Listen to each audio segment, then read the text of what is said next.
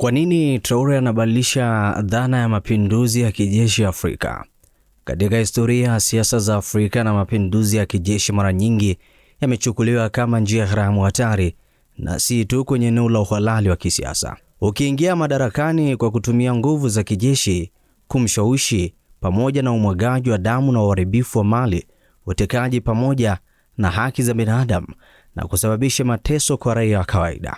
Lakini kuibuka kwa Captain Ibrahim Traore nchini Burkina Faso kunachochea mjadala mpya kuhusiana na uhalali muhimu na hatima ya mapinduzi ya kijeshi, hasa pale panapotokea kama njia ya kupigania zaidi ukandamizaji wa ufisadi pamoja na utawala mbovu unaojificha katika eneo la maumivu pamoja na demokrasia. Tofauti na wanasiasa waliokita mizizi yao kwenye eneo la mifumo ya kidemokrasia, lakini wakatumbukia katika eneo la matumizi mabaya ya madaraka, baadhi ya wanajeshi kama Traore wakaibuka kama viongozi wa mabadiliko wanaojitambulisha kwenye eneo la uzalendo na udhubutu, hasa kwenye eneo la kujali maslahi ya wananchi.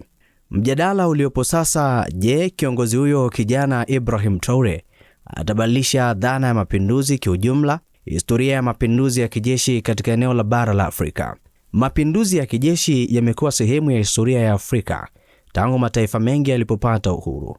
Moja ya mapinduzi maarufu ya kiitikadi ni ile ya mwaka 1983 iliyoongozwa na Thomas Sankara nchini Burkina Faso, ambaye alijulikana kama ajenda zake za kwenye eneo la kupinga ukoloni mamboleo na kupigania kwenye eneo la maendeleo ndani na kutumia zaidi rasilimali za taifa lake. Lakini si tu Burkina Faso pekee. Nchini Ghana, Kanal aliyeongoza mapinduzi mwaka 1972. Nigeria imepitia kwenye eneo la mapinduzi kadhaa tangu miaka ya mwaka 1960, ikiwemo yale ya Yakub Gon ya mwaka 1966 pamoja na yale ya San Bachuo ya mwaka 1993. Uganda ilishuhudia mapinduzi iliyomweka madarakani Idi Amin mwaka 1971. Nchini Ethiopia, Dig alipindua zaidi utawala wa kifalme mwaka 1974. Hadi hivi leo Sudan pamoja na Guinea, Mali na Niger zimetumbukia kwenye eneo la mapinduzi yanayoongozwa zaidi na wanajeshi. Hii historia imejenga taswira hasa kwenye eneo la mapinduzi, ikionekana kama kichocheo cha udikteta, vurugu na migogoro ya kisiasa. Na hata hivyo, historia hii pia inaonyesha jinsi mapinduzi yalivyotumika kama njia ya kuondoa utawala wa ukandamizaji katika eneo la mazingira ambako demokrasia ilishindwa kwenye eneo la kuleta haki na maendeleo zaidi. Athari za mapinduzi. Hakuna anayeweza kupuuza madhara ya mapinduzi ya kijeshi kwa kawaida, ambako pia huambatana na mapigano, vifo na mateso kwa raia, pamoja na uharibifu wa miundombinu na uchumi ambao hasa utadorora. Viongozi wa mapinduzi mara nyingi zaidi hujenga utawala wa kimila, wakifuata kwenye eneo la katiba na kuvunja bunge na kudhibiti zaidi kwenye eneo la vyombo vya habari pamoja na vyama vya siasa. Kwa mfano, Sudani ilikumbwa na vurugu kubwa baada ya mapinduzi ya kijeshi ya mwaka 2019 iliyomuondoa Omar al-Bashir, ambaye mvutano baina yake na jeshi pamoja na raia uliibuka kwenye eneo la mapigano ya silaha mwaka 2023 yaliyosababisha maelfu ya vifo, mamilioni kukimbia makazi. Guinea ilipitia kwenye eneo la ghasia baada ya mapinduzi ya mwaka 2021, huku Mali ikipitia kwenye eneo la matatizo makubwa ya kiusalama pamoja na kiuchumi tangu mapinduzi ya mwaka 2020. Zaidi ya hayo, mapinduzi huleta hofu kwenye eneo la kutokuaminika kwa serikali, hali ambayo huathiri zaidi wawekezaji wake wa nje pamoja na misaada ya kimataifa, ushirikiano wa kikanda. Taasisi kama AU na ECOWAS mara nyingi zaidi huweka vikwazo kwenye eneo la mataifa ambayo yamekuwa hasa wakipinduliwa na majeshi yao, jambo ambalo linaathiri maendeleo ya kijamii pamoja na uchumi. Kwa nini Traore anaonekana kubadilisha dhana ya mapinduzi? Ibrahim Traore alichukua madaraka mnamo Septemba mwaka 2022, akimng'oa madarakani Paul Henri Damiba kwa kile kilichokuwa kinatajwa kwamba kutoweka kwenye eneo la kipaumbele kwa maslahi ya taifa lake, kupuuza vita dhidi ya ugaidi. Tangu wakati huo kumeibuka kama kiongozi aliyependwa sana na si tu watu wa Burkina Faso, bali pia na Waafrika wengi waliokuwa wamekata tamaa na viongozi wa kidemokrasia wanaotumia uhuru hao kama kichaka cha kujineemesha. Kwa muda mfupi, Traore ameanzisha sera za kiuchumi na kwenye eneo la kujitegemea na kuimarisha vita dhidi ya ugaidi kwa msaada wa jamii na kuhamasisha zaidi kwenye eneo la uzalendo miongoni mwa vijana. Moja wao ni nukuu yake maarufu inayosambaa katika eneo la mitandao.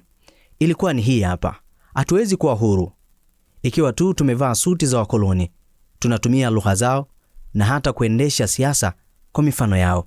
Katika hotuba yake ya Novemba mwaka 2023 alisema Afrika haiwezi kuwa huru mpaka Afrika waache kuwa na uoga mbele ya mataifa ya magharibi. Anaonekana kama kiongozi anayepinga kwa dhati ukoloni mamboleo. Uamuzi wake wa kuvunja ushirikiano wa kijeshi wa Ufaransa na kufunga baadhi ya vituo vya kijeshi vya kigeni na kuanzisha ushirikiano mpya wa nchi kama Mali, Niger kupitia kwenye eneo la muungano wa AES ambao pia umeongeza zaidi umaarufu katika eneo hilo. Alipoelezewa tuhuma za Africom wiki iliyopita kutumia mamlaka vibaya badala ya lawama, Afrika nzima ililipuka kwa kumpa uungwaji wa mkono wa kipekee. Maandamano makubwa yalifanyika nchini Burkina Faso katika eneo la Ouagadougou pamoja na miji mingine nje kama Accra, Ghana, Belarus pamoja na Ubelgiji, New York ambako iko Marekani, Nairobi ambayo iko Kenya pamoja na Bamako ambayo iko nchini Mali. Mtandaoni, kiongozi wa Africom General Michael alikumbwa na wimbi la ukosoaji mkubwa, huku hashtag kama vile Hands of Traore, Africa for Free, Africa for Africans zikisambaa kwa kasi. Wachambuzi wa siasa kama Dan Kem ambaye pia ametoka chuo kikuu cha Cape Town anasema Traore anaonekana kama jibu la kisiasa kwa Lumumba, Sankara. Kizazi kipya kimeonekana hasa kwenye eneo la kiongozi. Ameyasema hayo kwenye eneo la ukweli na hadhara na ambao pia umedhaniwa kuwa ulikuwa ni ukweli. Akizungumza kupitia kwenye eneo la kipindi cha BBC Focus Africa Machi 24, 2024, alieleza yote, hatari iliyoko mbele pamoja na sifa na matumaini makubwa yanayomzunguka Traore.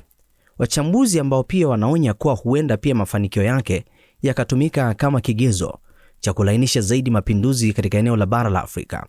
Kuna hofu ya kwamba jeshi hilo katika eneo la mataifa mengine yenye migogoro ndani linaweza hasa kutumia mfano wake kuingilia hasa kwenye eneo la siasa kwa tamaa ya madaraka. Tayari viongozi wa kijeshi kama Asm kutoka Mali pamoja na Abdurrahman Taicha kutoka Niger wamechukua madaraka kupitia kwenye eneo la mapinduzi na baadaye kwa kuanza kuonyesha nia ya kugombania katika eneo la uchaguzi wa kiraia. Wachambuzi kama Profesa Mohamed Sissoko wa chuo kikuu cha Dakar anasema kwamba mapinduzi ambayo pia yalipoanza kuonekana na kuvutia zaidi yamehamisha zaidi wengi kuingia kwenye eneo la sababu mbaya na si kwa ajili tu ya watu bali kwa maslahi yao binafsi. Ikiwa mfano Traore hatoambatana na ujenzi wa taasisi thabiti, hofu ikiwa hasa kwenye eneo la kuwataka tu watu kuhakikisha kwamba wanamfuata na kumsikiliza. Wimbi la mapinduzi ambayo sio kuwa na ajenda ya kitaifa bali tamaa ya madaraka, jambo ambalo linaweza hasa kurejesha Afrika katika duru ya migogoro na michafuko. Katika umri wa miaka 36 ya Traore kwa sasa ndiye rais mdogo ulimwenguni. Katika umri wa miaka 36 Ibrahim Traore anasimama kama rais mdogo basi ulimwenguni, akiongoza Burkina Faso kupitia kipindi cha mabadiliko na kushangaza. Safari ya Traore uraisi haikuwa tu kwenye eneo la kawaida juu ya harakati ambazo alikuwa anazifanya kuhakikisha kwamba analikomboa taifa la Burkina Faso. Mnamo Septemba 22, kama nahodha wa kijeshi mwenye miaka 36 aliongoza mapinduzi ambayo pia yalitoa serikali ya kijeshi ya zamani ambayo yenyewe ilikuwa imeingia madarakani kupitia mapinduzi mapema mwaka huu.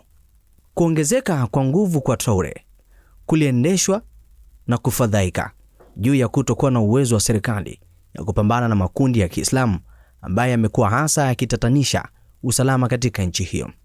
Rais Traore ameanza ajenda ambaye pia analenga kwenye eneo la kuboresha huduma za afya, kuongeza tija, kilimo na kukuza ukuaji wa uchumi. Kwenye eneo la mtandao wake wa uongozi na maamuzi ya sera ambayo yamekuwa kwenye eneo la njia ambayo waangalizi wake wengine wanaita mapinduzi ya Kiafrika. Asante kwa kuwa pamoja na kuendelea kutufuatilia. Tuendelea kusogezea makala yanayohusiana na Ibrahim Traore na taifa la Burkina Faso. Kwa nini anataka kufanya mapinduzi ya kijeshi na hii ilikuwaje? Asante na karibu. Usiache kusubscribe, kulike na kucomment ili kupata taarifa mbalimbali hapa.